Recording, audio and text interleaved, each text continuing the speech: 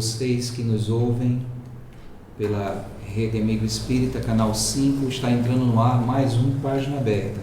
Eu, Queiroz, e a nossa companheira de sempre, Marilourdes, aqui para mais um diálogo fraterno, né, Mera? Isso, boa noite a todos, é com alegria que estamos aqui neste encontro.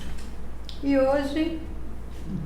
Olha o microfone, vamos falar para não ficar um negocinho muito baixinho, vamos falar na altura do detalhe. E hoje, continue, vamos lá, nós vamos pegar do livro Caminho, Verdade e Vida, meus irmãos. O capítulo 4, Trabalho. Esse é um texto que Emmanuel vai trazer do Evangelho de João, né? João capítulo 5, e o ponto que Emmanuel vai trazer a reflexão é o versículo 17. E esse só para contextualizar, né, como a gente sempre faz, Jesus, ele faz uma cura um dia de sábado, né? Um homem que há mais de 38 anos se achava enfermo, e Jesus, vendo este deitado e sabendo que estava neste estado havia muito tempo, disse-lhe: queres ficar são? E o enfermo respondeu: Senhor, não tenho homem algum que, quando as águas é agitada, me ponha no tanque, mas enquanto eu vou, desce outro antes de mim. Porque Jesus estava, só voltando um pouquinho, né? Ele estava num tanque que era chamado em hebreu de Betesda, o qual tem 5 alpendres, e tinha a multidão enferma e cegos, iam, mancos, porque quando a água se agitava, eles tinham a crença, né, que um anjo descia em certo tempo no tanque e agitava a água, e o primeiro que ali descia poderia ficar curado. Então esse homem esperava há 38 anos, estava doente há 38 anos e nunca conseguia chegar. Então Jesus, vendo, né, isso, pergunta a ele se ele quer ficar são. E o enfermo responde, né, que ele nunca conseguia. Jesus diz: levanta-te, toma o teu leito e anda. E logo aquele homem ficou são e tomou o seu leito e andava. E aquele dia era um sábado, e isso gerou nos judeus, né, vamos dizer assim, uma situação, né, porque aí perguntaram a ele: quem foi que te curou? E ele não sabia o nome de Jesus. Só que Jesus vai ao templo e encontra o homem, né, que curou.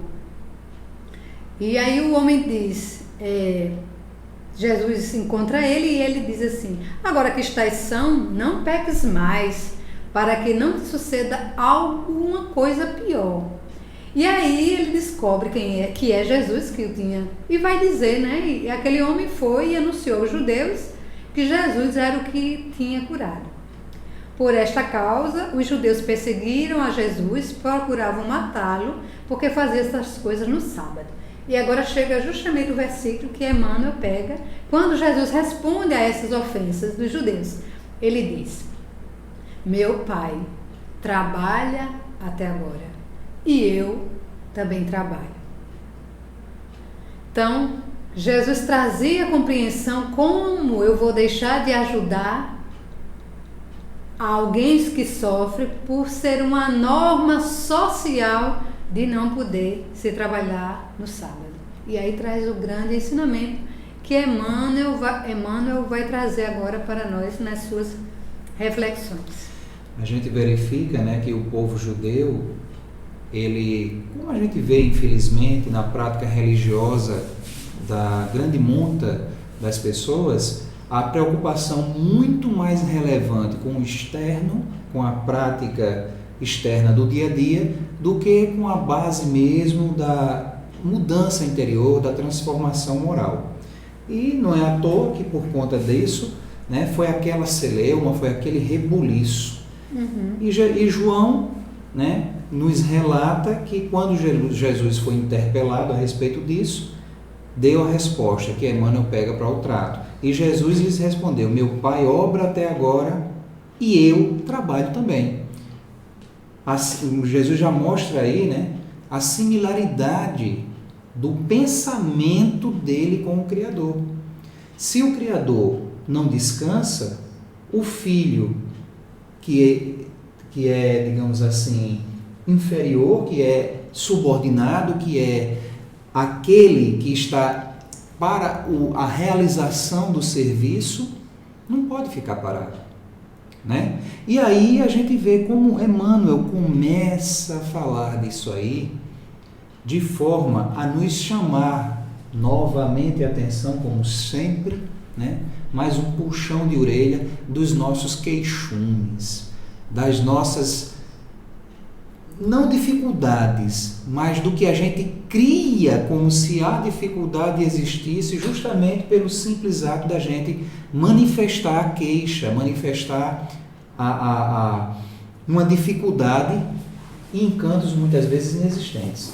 Aí tanto que Emmanuel começa o trecho: em todos os recantos observamos criaturas queixosas e insatisfeitas, né? Tanto há queixa como também a insatisfação.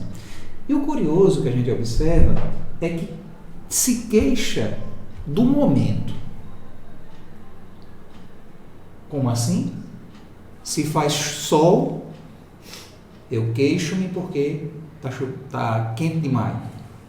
Se chove, eu me queixo porque está chovendo demais. Não é? E essa frase, essa atitude, essa manifestação de pensamento denota uma insatisfação. Uma insatisfação, na verdade, que não existe, porque são bases naturais da vida, né? As situações, os momentos, inclusive os acontecimentos, que são, digamos assim, premeditações do que vai rompendo daquilo que eu joguei lá atrás como semente. E que na hora propícia, na hora adequada, na hora sublime, na hora certa, ela brota e vem à tona. Porque a lei de Deus, ela é lei de minúcias, né? É lei de pequenos detalhes, nada escapa. Então, aquele que anda reto, ele não tem do que reclamar. Mas aquele que anda tropeçando, criando dificuldades, atropelando a sua própria existência nas suas atitudes erradas, é óbvio que vai encontrar na sua trajetória aquilo que ele vem idealizando e que vem plantando, né? Então, a questão da queixa e da insatisfação, ela chega num ponto, né, que a doutrina espírita nos mostra que ela é muito íntima, não é? É muito da pessoa mesmo, não é das circunstâncias ou das situações, mas de fórum íntimo, por aquilo que vem se realizando. Fala alguma coisa, Mary? Sim. Né? E ele continua: quase todas pedem socorro. Raras amam o esforço que lhes foi conferido. A maioria revolta-se contra o gênero de seu trabalho. Não é? A questão do esforço que Emmanuel verifica aqui, que ele coloca em evidência. A gente sabe, né, tem um contexto de frase popular que é muito interessante, que diz que não existe almoço grátis. E isso é em tudo na vida.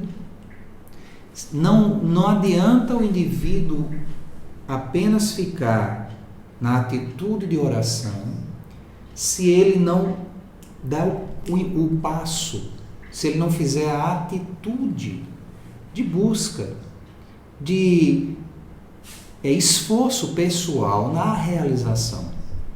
Nada vem de graça. Isso. Né? E aí a gente traz uma colaboração, né, de Joana, um capítulo de um livro muito interessante, que ela intitula A Bênção do Trabalho, que é um livro, Leis Morais da Vida. E aí Joana começa justamente trazendo isso que Emmanuel nos aponta, sobre pretexto algum te permitas a hora vazia, justificando cansaço ou desengano, a irritabilidade ou enfado, desespero íntimo ou falta de estímulo. Evita cair no desânimo que abre claros na ação do bem, favorecendo a inutilidade e inspirando ideias perniciosas, né? Porque a gente está sempre achando que está demais, que a gente não consegue, né? Raros amam o esforço, como Emmanuel disse, que lhes foi conferido. A maioria revolta-se contra o gênero de seu trabalho.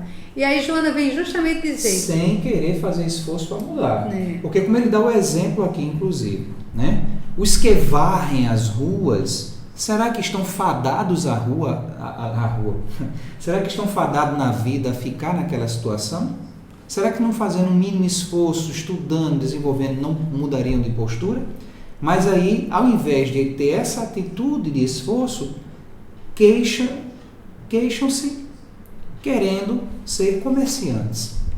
Né? Como Emmanuel diz, os trabalhadores do campo prefeririam a existência na cidade. Ou seja, e com certeza os da existência da cidade devem querer a existência dos campos. Maior. Não, ou a existência do campo. Né? Então, a gente vê que não existe circunstância na vida que o indivíduo, com o esforço, com o trabalho, com a realização, possa mudar.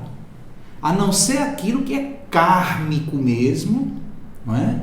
Que infelizmente traz um limitador muito forte, muitas vezes até um limitador orgânico, um limitador da forma da expressão mental, inclusive, que literalmente faz o indivíduo viver naquela prisão de situação.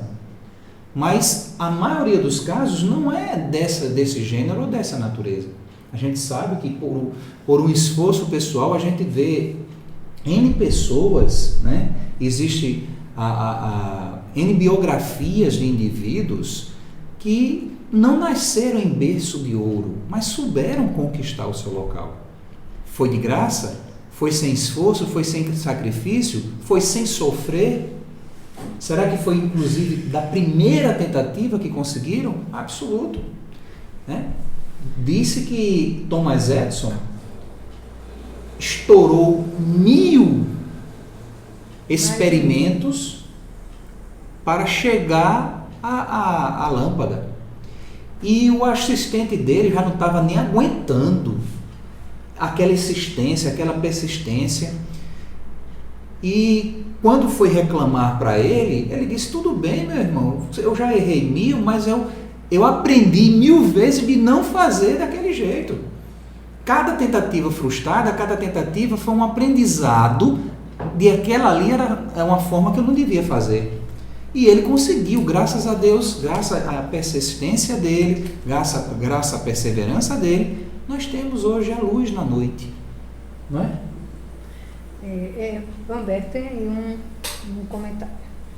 Nosso irmão e colaborador Vanberto, boa noite, meu irmão, nos traz aqui um caso que ele conheceu entre 2010 e 2015, de um sem terra que morava à beira da estrada.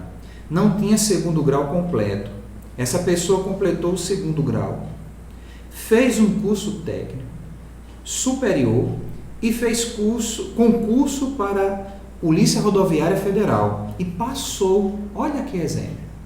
Nomeado este ano, ele está dizendo, se não se engana. Está vendo como é possível? Né? Imagina se esse indivíduo fosse se queixando, fosse fazendo da vida um murmurinho de dificuldade, que a gente sabe que infelizmente, e as pessoas, e a gente vê também, meus irmãos, as pessoas insatisfeitas com o trabalho, com a forma de execução das suas atividades, com o ambiente e até com as pessoas, vão para o trabalho forçadamente, mas não fazem nada para mudar o trabalho, não fazem uma atitude para sair dali e conquistar algo diferente, algo novo, algo melhor. A gente vê muito isso, né? Em toda empresa a gente vê isso. As pessoas reclamam, como diz a história, de bucho cheio.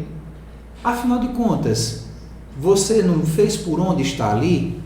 Da mesma forma que você fez por onde está ali, se você não está satisfeito, faça por onde, de uma forma honrada, de uma forma justa, sair dali para buscar novos horizontes. A queixa não vai resolver. Se a queixa fosse resolver as situações de dificuldades e de comendas no mundo, eu acho que esse mundo já era de regeneração. Aliás, eu acho que já tinha passado de regeneração para um mundo, né, onde as bem-aventuranças, um mundo divino. Mas não é bem assim, não é? Perder tempo com essas energias mortas não nos levam a nada. O interessante é a gente perceber, não é, que cada vez que a gente perde tempo na crítica ou na queixa, nem na crítica, mas na queixa, a gente perde um tanto de energia produtiva. Porque a queixa nada produz, né? A queixa não produz nada. Pelo contrário, ela acarreta em você mais desânimo, falta de entusiasmo, vai minando a sua energia de ação. É como Joana nos diz aqui: trabalho é, ao lado da oração, o mais eficiente antídoto contra o mal, porquanto conquista valores incalculáveis com que o Espírito corrige as imperfeições e disciplina a vontade. Essa semana, no trabalho, eu ouvi de um senhor uma frase muito bonita, me chamou muita atenção. Nós estávamos conversando, interessante, basicamente esse assunto de como as pessoas reclamam do seu espaço, principalmente no espaço público, né? Então nós estávamos conversando justamente sobre isso, da insatisfação das pessoas, das críticas vazias, e aí ele dizendo para mim, né? Imagine que se cada um fosse olhar que tudo que tem na sua casa sai daqui. Sai desse trabalho, sai do dinheiro que recebe no final do mês, a comida, o vestiário, a escola que paga para os filhos, ou, né? Então, ninguém... Bem ou mal é o que sustenta. Então, tudo que eu tenho na minha casa, materialmente falando, saiu daqui. Então, por que é que eu não dou o meu melhor? Por que eu não faço com amor, com dedicação, com integridade? Ele me falando. E eu fiquei muito feliz de ouvir, né, deste homem, um funcionário público, num ambiente realmente com muitas necessidades, com mais de 30 anos de doação de serviço público, ter este olhar. Essa experiência que eu tive com esse senhor valeu muito para mim. Porque enquanto a gente vê muitos funcionários públicos que estão insatisfeitos e às vezes logicamente, com algum respaldo no que fala, mas se a gente puder, mesmo sabendo das dificuldades, a gente puder contribuir com o nosso melhor, né? Aí Joana diz o seguinte: vitimados por injúrias íntimas, perturbadoras, que se enraizam no teu passado espiritual, redobra o esforço e atua confiante. Como nós precisamos entender da necessidade de fazer o melhor que a gente pode, de bem dizer o nosso trabalho, né? Afinal de contas, o que é que Emmanuel diz? Que o problema não é no gênero da tarefa, mas na compreensão da oportunidade recebida, né? É uma oportunidade de trabalho, é uma oportunidade de realização, né? Tudo bem, tudo na vida tem um momento de mudança. E a organização psíquica, né? O nosso ser espiritual, o nosso eu, ele é tão sábio que ele percebe aquele momento da realização, da mudança, e realmente começa a haver, não é, Mariluz, uma espécie de desconforto. Mas aí, ao invés de afogar-se na queixa, afogar-se no azedume, e muitas vezes até na falta da realização do trabalho como ele tem de ser, prejudicando inclusive o andar das coisas e muitas vezes outras pessoas, a gente deveria fazer o quê? Começar nessa oportunidade que Emmanuel está lembrando aqui de aprendizado, né, que foi recebida, agradecer e começar nessa motivação um movimento, nem que seja para mudança, para sair, para se autorrealizar. Né? O lógico seria isso. O lógico seria isso. E Emmanuel fala uma coisa bem interessante no parágrafo seguinte, Mary. De modo geral, as queixas, nesse sentido, são filhas da preguiça inconsciente. Olha aí. Preguiça, neguinho. Né? É o desejo ingênito de conservar o que é inútil e ruinoso, das quedas do pretérito obscuro. É aquela história, eu não quero sair, eu me vejo, né, insatisfeito, mas ao mesmo tempo eu me acomodo naquela zona, que não seria uma zona de conforto aparente, né, mas que justamente por preguiça, por falta de vontade, como lembra o Livro dos Espíritos, aí a gente pode buscar a questão 909 do Livro dos Espíritos, quando Kardec indaga se ao homem é dado poder mudar, poder evitar o mal, poder fazer melhor, e os Espíritos nos dão aquela puxada de orelha fortíssima, né? Que sim, que a gente pode mudar, a gente pode fazer melhor, e muitas vezes sem muitos esforços. Sem muitos esforços. E a complementação, o que é que nos falta? Só vontade. Ou seja, o que é que temos de mais? Preguiça de não querer mudar. E é interessante que essa colocação de Emmanuel vai justamente colaborando com o que Joana diz, que ela diz, né? Vitimado por injúrias e injunções íntimas, perturbadoras, ou seja, na verdade, às vezes não é o trabalho, mas é a intimidade do ser que está em perturbação. E aí eu coloco no ambiente, que tudo no ambiente não está de acordo com o que eu desejo, com o que eu quero, mas o desequilíbrio está interno em mim, né? E aí que ela diz, quer se enraizam no teu passado espiritual, redobra o esforço e atua confiante. E aí nessa questão da preguiça, Joana diz aqui uma coisa interessantíssima, olha só, o momento perigoso para o cristão decidido é o do ócio e não o do sofrimento nem o da luta áspera, né? Ou seja, o momento perigoso para o nosso desenvolvimento espiritual não é o sofrimento, não é a luta áspera, mas é o ócio. Exatamente. Né? A preguiça.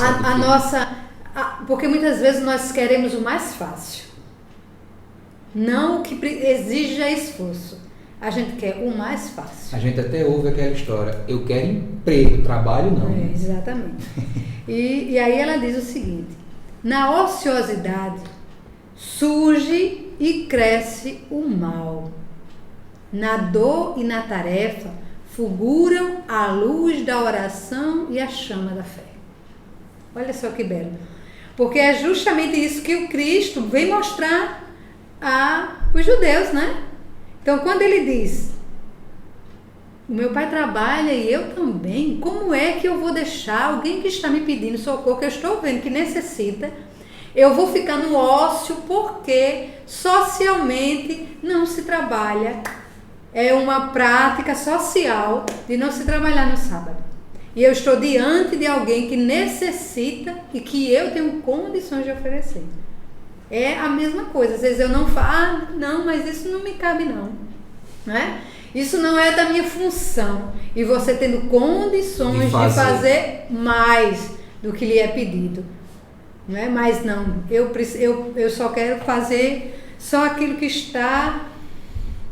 Né? Então, maledicências e intrigas, vaidade e presunção, calúnias e boatos, desrespeito e descrédito, inquietação e medo, pensamentos deprimentes e tentações nascem e se alimentam durante a hora vazia. Se eu estou no meu trabalho e eu me preocupo em ver o que é que o outro está fazendo, é porque eu não estou fazendo nada. Porque se eu estiver fazendo a minha tarefa da melhor forma possível, eu não vou ter tempo de olhar para o lado e ver se meu irmão está fazendo ou não. Então, como é que eu estou diante?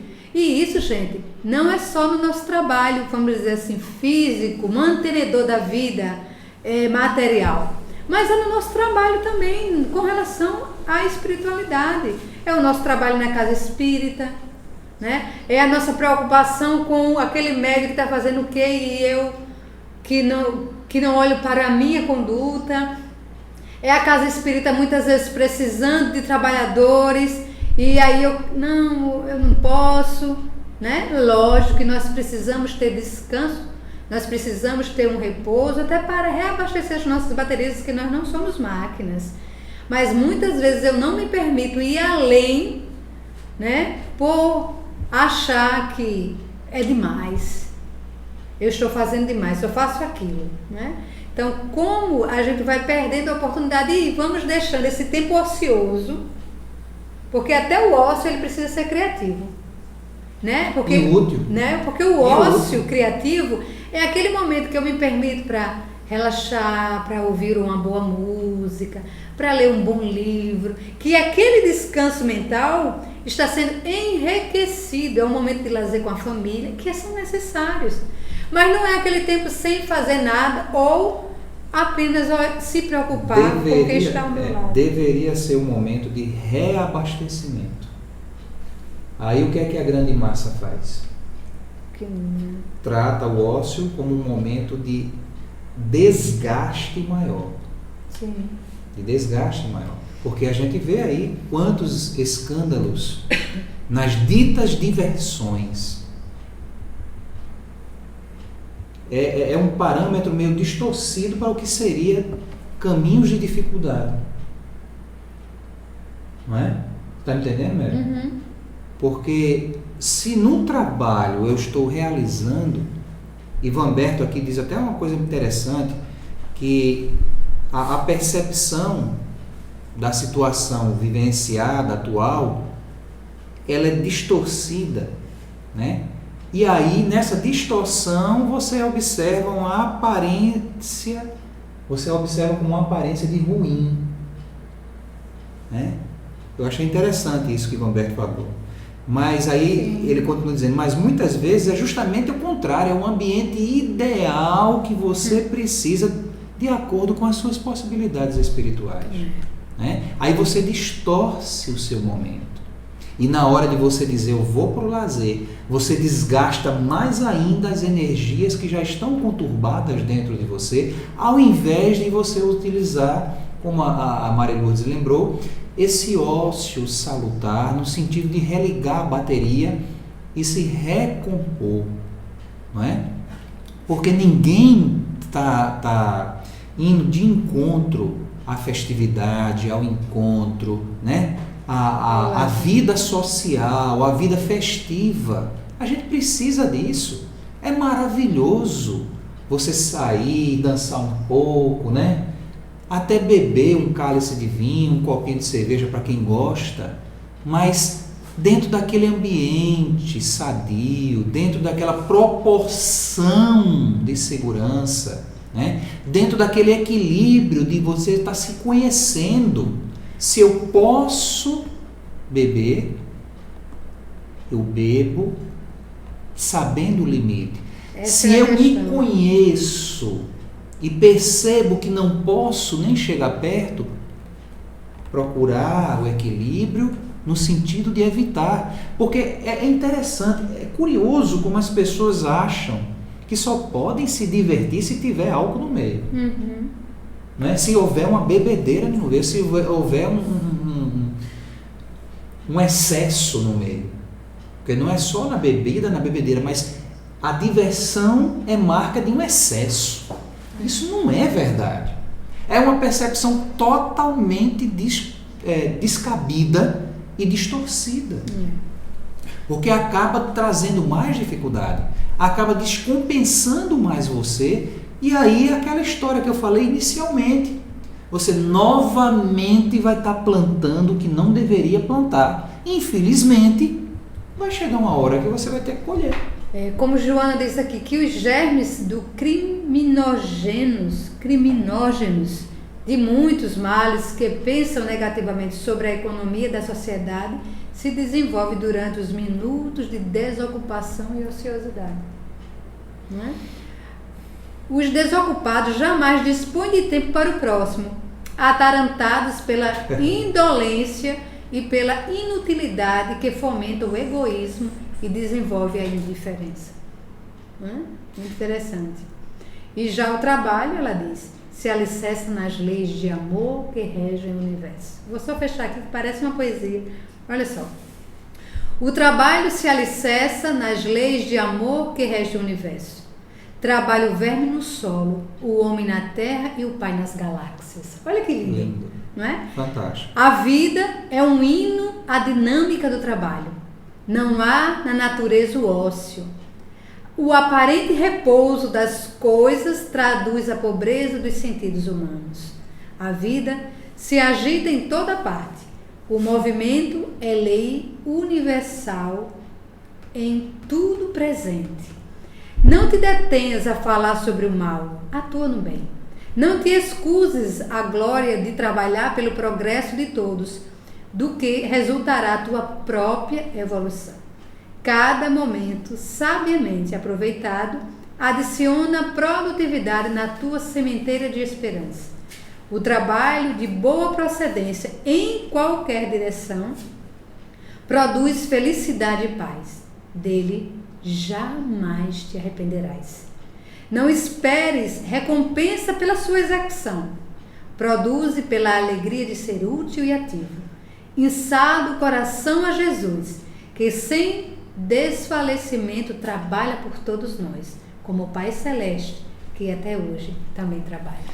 E Emmanuel puxa na próxima linha justamente esse alerta e esse demonstrativo de que Jesus veio arrancar-nos da morte no erro. E Emmanuel bota mais uns parênteses aí. Entre aspas. Jesus veio arrancar-nos da morte no erro. Vamos refletir sobre isso. Jesus veio arrancar-nos da morte no erro. Não é? O que parecia para os outros um erro, ao contrário, na verdade, um acerto. era um acerto. Para os judeus, o que... Vamos lá, que agora sou eu. Não. Vida, como é que era a vida em época de Jesus? Então, como ele veio. Para os judeus, o que Jesus estava fazendo era um erro. Era errado. Sim. Tudo Mas, bem, na verdade... Aí você chegou na minha eu digo que eu estou errado, não é possível. Você chegou na minha compreensão pelas vias contrárias. Né?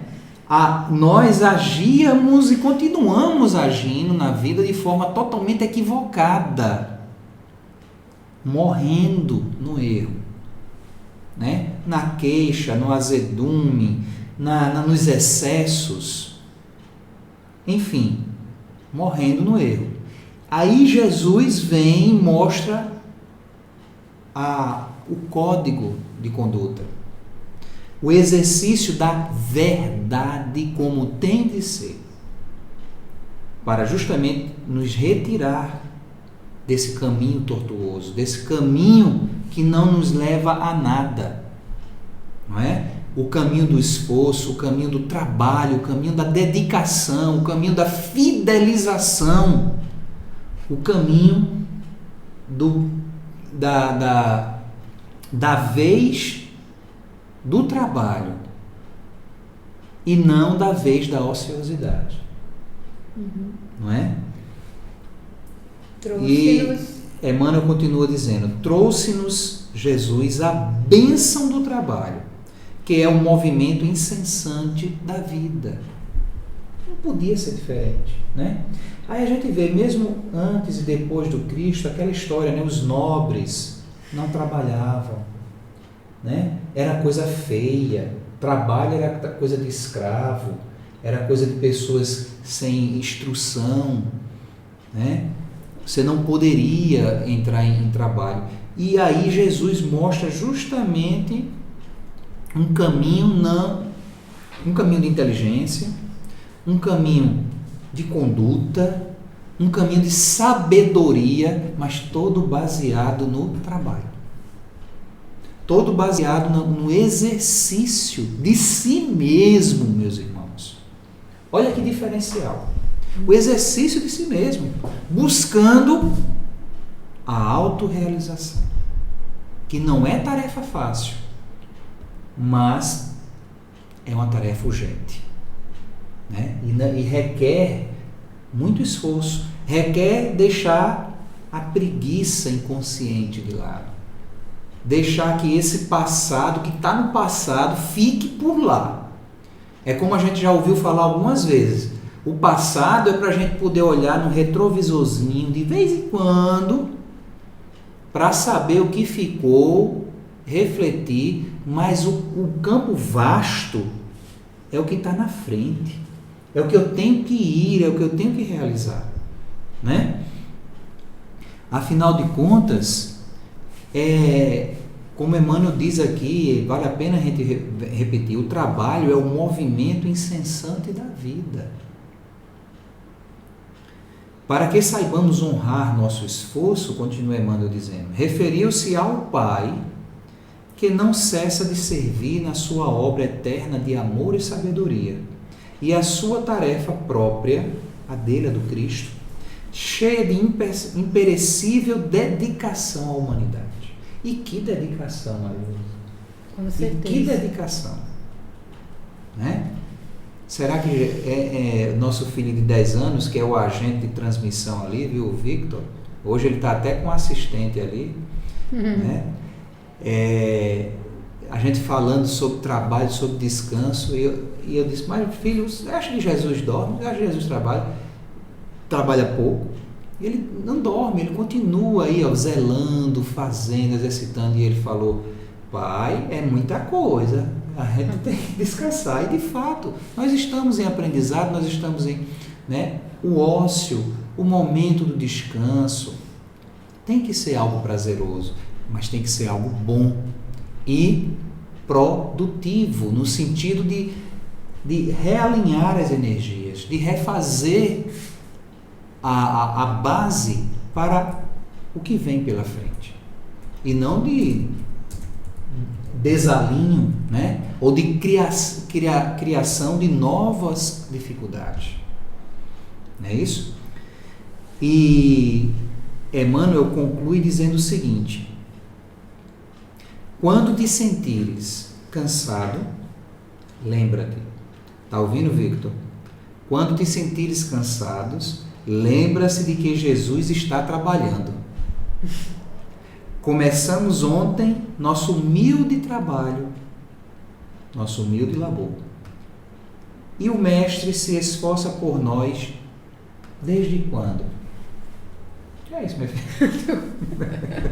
E o Mestre se esforça por nós desde quando? Quem sempre, é que sabe? Né? Desde sempre. Eu acho que para a nossa pouca percepção, essa sua frase agora foi tudo. Desde sempre. Né? E Joana tem uma outra mensagem muito interessante sobre a questão das reclamações e queixas, né? Do livro Episódios Diários. Episódios Diários, que ela diz o seguinte: lenta, mas sistematicamente vai se arraigando na personalidade do homem o hábito infeliz da queixa e da reclamação. Insubordinado, em razão da predominância dos próprios instintos agressivos, o indivíduo sempre encontra motivos para apresentar-se insatisfeito. Saúde ou doença, trabalho ou desemprego, alegria ou tristeza, calor ou frio, servem-lhe sempre de pretexto para queixar-se, para reclamar. Instala-se esse vício, Joana chama de vício, fixando-se no comportamento que se torna azedo e desagradável, ao tempo em que fomenta distonias íntimas, neuroses, abrindo campo para que se originem diversas enfermidades. Lembra a história do plantio? Sempre a gente está plantando. Qualquer escolha que eu faça na vida é plantio. E todo plantio requer colheita. Não é? O queixoso padece de hipertrofia da esperança e do otimismo. Olha que lindo que Joana diz. O queixoso padece, sofre de hipertrofia da esperança e do otimismo. E sobre a questão da esperança e do otimismo, o momento que a gente está vivendo hoje no país, dito de crise, né? Eu creio que é muito mais uma crise de conceitos, de moral, do que econômica. Porque uma coisa é consequência da outra, infelizmente. E aí vem a derrocada. Pessoas que não se entendem, pessoas que só querem pensar no próprio umbigo quando deveriam estar juntas e unidas a propósito de defender uma nação inteira. Aí fica na queixa, na intriga, na reclamação, mandando e desmandando para tentar derrubar ou para tentar auferir benefícios próprios. E o resto não precisa nem expressar palavras. Infelizmente a realidade está aí, né? Então é uma crise de conceitos, é uma crise moral muito grave que estamos vivenciando. Por isso, meus irmãos, todos nós que acolhemos a terceira revelação como a verdade suprema de nossas vidas, precisamos alimentar as nossas mentes com a semente e a árvore próspera da esperança, do otimismo, orando, dando a nossa parte para que essas energias que possam vir de nós, no sentido de energias boas, salutares, né? De otimismo, de esperança, de realização, possa ajudar os bons espíritos, que são os verdadeiros mentores e os verdadeiros governadores de nossas vidas, a darem o seu jeito, né? Porque Deus sempre faz a parte dele. Mas a gente pode colaborar muito fazendo a nossa partezinha de beija-flor, né? Não importa o que venha, não importa o que se apresente, mas eu tenho que dar meu contributo. Eu que tenho que fazer a minha fomentação do momento, que é um momento onde eu tenho que exercer aquilo que os nossos irmãos evangélicos falam de o testemunho, né? O nosso testemunho naquilo que é sincero, verdadeiro, que é útil, que é providencial, que é ato de vontade divina. Lembrando que Jesus veio matar o erro, mostrar-nos como matar o erro. Isso é fantástico, né? E isso alicerça muito as nossas vidas e as nossas realizações. E continuando com Joana aqui, na leitura do que ela nos traz, né? O queixoso padece de hipertrofia da esperança e do otimismo, atrai a desdita e sintoniza com a amargura, passando a sofrer aquilo que se aparenta desejar libertar-se. Para quem deseja encontrar, nunca faltam motivos de queixas e reclamações. Estabelece no teu cotidiano o compromisso de solucionar dificuldades, ao invés de gerá-las ou complicá-las quando se te apresentem. Silencia o queixoso, propondo-lhe fazer o melhor que se lhe deseja ao alcance propondo-se a fazer o melhor que lhe esteja ao alcance em detrimento do tempo perdido em reclamações. O azedume, meus irmãos, responde pela ideia malsã de tudo ver de forma negativa, engendrando o mecanismo de falso martirológio. O queixoso, normalmente, gosta da indolência e se compraz no pessimismo. Põe sol e beleza nas tuas paisagens, passando de uma para outra área de ação, sem o fardo do mau humor, efeito de algo desagradável que por acaso tenha te acontecido na anterior, né?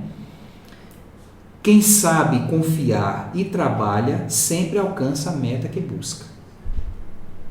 E eu parafraseio Joana aqui, terminando a minha participação no estudo maravilhoso de hoje, com a participação muito brilhante de todos vocês também, que nos ouvem e que de todo jeito estão ali ajudando a gente também nas vibrações e nas realizações, né?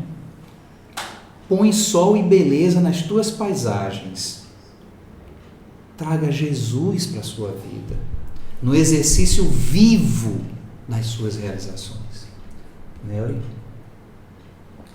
Fica, né, para nós essa reflexão de realmente a cada atividade, a cada dia, darmos graças pela oportunidade do servir, né? E possamos servir com alegria, porque todo o trabalho é bendito, nos leva a um crescimento íntimo e o auxílio, qualquer que seja o trabalho, nós estamos auxiliando ao bem comum. E pegando aqui, né, o que Vamberto nos traz também, né, que é bom lembrar que sempre que cruzamos com pessoas que querem se esforçar e precisam de ajuda, nem que seja ajuda material, para alguma forma efetivar esse esforço, que a gente, se tiver condições, que a gente não possa perder tempo e oportunidade de também contribuir, não é?